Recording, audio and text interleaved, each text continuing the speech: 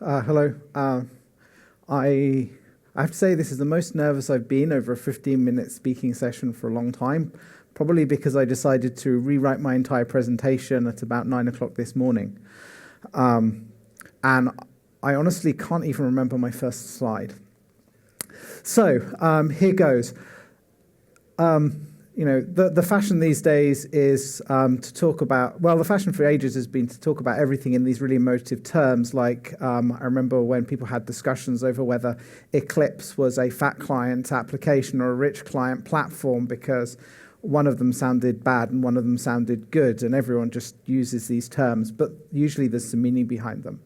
So I work on WebSphere Application Server. I've been a developer on it since 2001.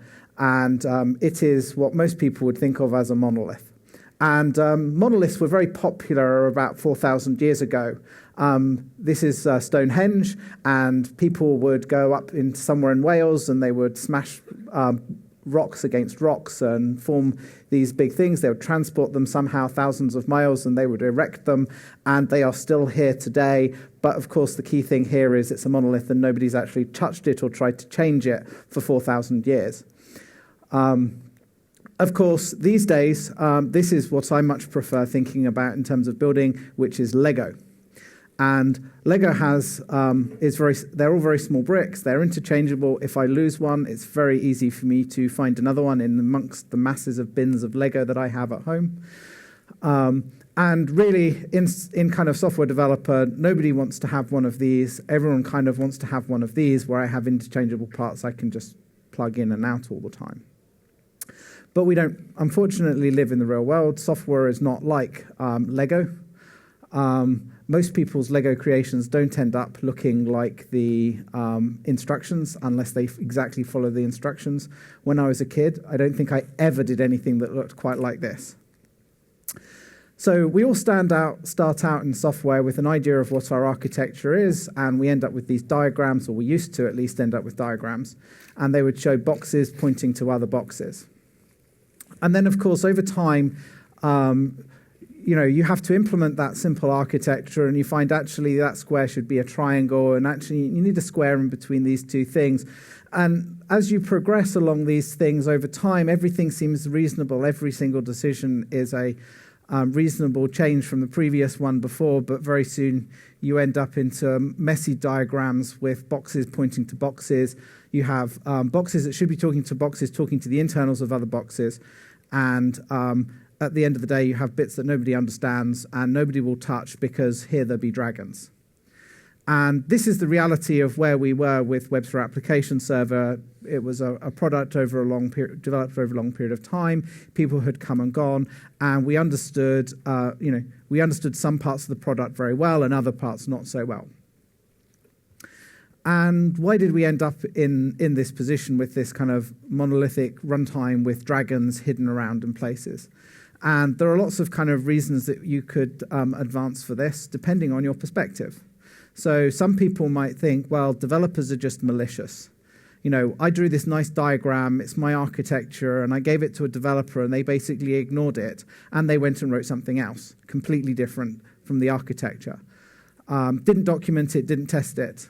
And I actually know people who have, in the past, had this view. It's like, okay, this is the architecture. Of course the developer has done it.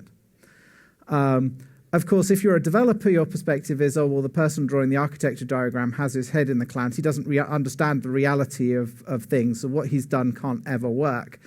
It is not possible in Java to find out how many cores in the processor is, but this box and this architecture diagram tells me absolutely I need to be able to do that. Then, of course, your manager wants things done yesterday. If you're in some organizations, your manager isn't technical. He doesn't know how long it takes to create something. He doesn't know that to build a Lego model can't be done in 15 minutes when it consists of 4,000 pieces. They want the results yesterday. This is my kind of favorite one. If you're releasing software, what you always want to do is tout the newest, greatest, wonderful feature. Hey, I've got JCache. Might be one thing that you want to be able to tout. It sounds cool and sexy and useful and interesting. However, Not all of those things that you think are cool and interesting are actually what people really want. What people really want day to day is the kind of thing that they use in the product all the time. So that tends to be things like they don't want to wait 15 to 20 minutes for an application change to take effect in the runtime.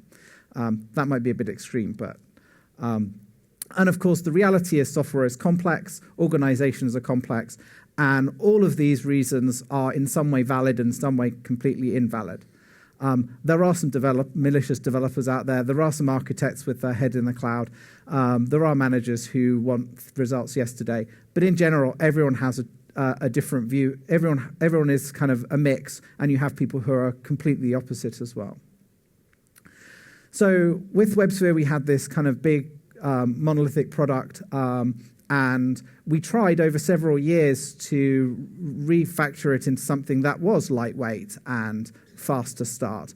And unfortunately, I think we were hitting against this quote, which is a complex system can't be designed from scratch. You have to make it from simple. And when you've got something that is really, really complicated and it already exists, trying to pull away the undercarriage and replace it, right? It's like a house. You don't really take the foundation away and replace the foundation. You have, because if you do that, the building collapses. And we tried to do that. So what we decided in the end to do is it was not possible to completely do a lightweight runtime in a sensible release cycle. So at the time we started on this path, we were doing about 2-year development and delivery cycles. When we came to GA this, we immediately moved to doing it every year, which seemed like a massive change for our organization because we weren't used to doing releases every year. Now we're doing them every quarter. So every 3 months we do a software release.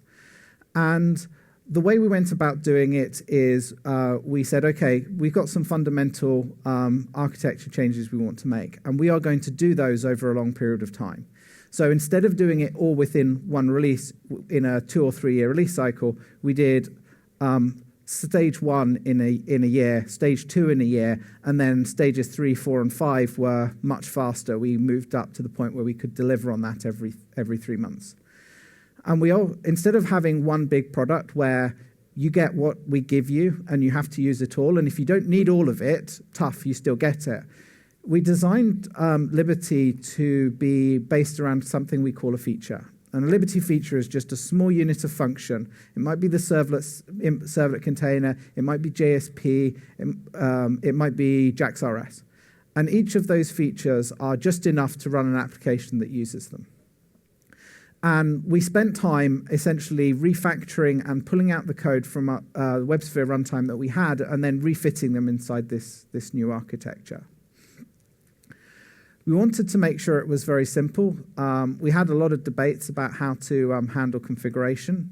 There were a number of people who wanted to just put everything inside properties files. But when we tried to do that, we ended up with hundreds and hundreds of property files. And then they weren't really properties files either because they weren't name value pairs. We had to introduce some custom syntax to get the structure right. So we ended up going back to XML. So the configuration is XML. And we tried to keep it as compact as possible. And so we had the concept features, we had the idea of the configuration, and we decided we were going to use OSGI, and I've realized my yellow blobs are not visible, in order to wire everything together. So OSGI is a modularity framework. It allows us to create loosely coupled software using these things called services. The services can come and go, and the runtime is designed to react to that.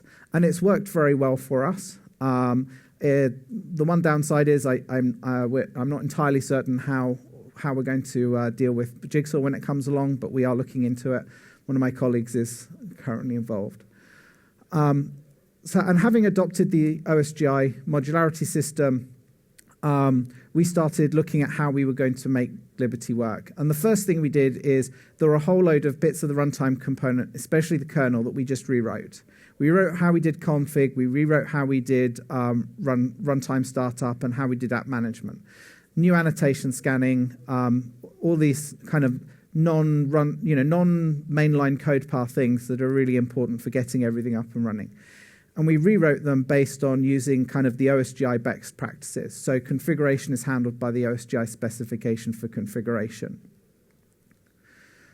For some components, what we did is we basically surrounded them. There's actually a kind of pattern for this in microservices, but I can't remember what it is off the top of my head. But we basically surrounded the existing code that we had that we knew we had to take pretty much verbatim. We wrote a new wrapper layer inside it, and that's how we got it up and running inside the Liberty environment.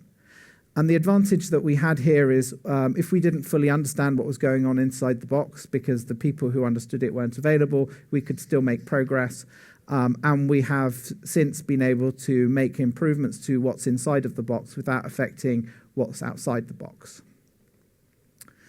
And in some cases, we had a jar file which had a load of binaries, and we wanted to keep the code common between this new architecture and the old architecture. So we overwrote some classes, and we created new merged jar files. So those were the three kind of patterns that we used to do it. And kind of why and that unfortunately led me to this realization when we first released it, which is, okay, even if you start with your simple systems collaborating, they do actually just evolve into more complicated systems. And the realization we came from here is trying to create simple externals, simple user externals. Means that we ended up having to create a lot of complexity in the runtime. So we actually ended up with some emergent behaviors that we don't fully understand in the system. Now, this was a journey that we went through, and we're still going through in turning this monolithic runtime into a more kind of micro-capability-based runtime. And it's similar to the journey a lot of people are making with going from monolithic application architectures to microservice ones. So when we had finished doing Java E7 and some of the other vendors had been doing Java E7, we kind of had a look at what was next. And Java E8, certainly at the time we started these discussions, was not moving very quickly. It was still on a multi-year release cycle. So, and we recognized that there's a lot of good stuff in Java E. It's not all bad. I know it's got a lot of bad rap, and there are a lot in there that nobody ever uses. But some of the core behaviors and specifications in Java E are being used successfully for microservices, but there are also holes. So Java E hasn't been moving fast enough, and at the time we kind of started discussing, we weren't sure if it would speed up again, although fortunately at Java 1, Oracle reassured us that things were all full steam ahead again. So the reaction of we've got slow Java E and we've got fast-moving microservices realm led a set of companies, and Mike, who's in the audience, will recognize this slide because I stole it from him. So a whole load of the kind of Java EE vendors got together and said, well, we want to speed up the evolution of these new standards. So IBM, Tommy Tribe, Pyara, Red Hat, Hammock, and also some community environments got together. And what we wanted to do was start with a basic kind of foundation for what we thought most common new applications would likely use, which was CDI, JAX-RS, and JSON-P, and then be able to rapidly innovate and build on that to come to a kind of consensus-based approach on new programming models for some of the gaps that Java EE has, which could then be standardized. And by working together, we can come to an agreement and iterate more quickly than the standards have been able to. So in September, release 1.0 was pushed out there, and all of the vendors on the previous slide have implemented microprofile. It's being kind of community-driven, although there's a lot of vendors involved. There's also a lot of non-vendors involved in engaging. And the current idea of a release schedule is we did the 1.0 in September. At the moment, we're full speed ahead trying to move it to the Eclipse Foundation. That's because having a foundation is a good way to ensure a level playing field of evolution of the environment. Want to have a microprofile. I'm out of time. Microprofile in 2017, several releases. There's a BOF at 8 o'clock tonight if you want to come along, and there's a session where a whole load of us are getting up to talk about the sample application we've written, and I will stop because I've run out of time. Yeah. Thank you.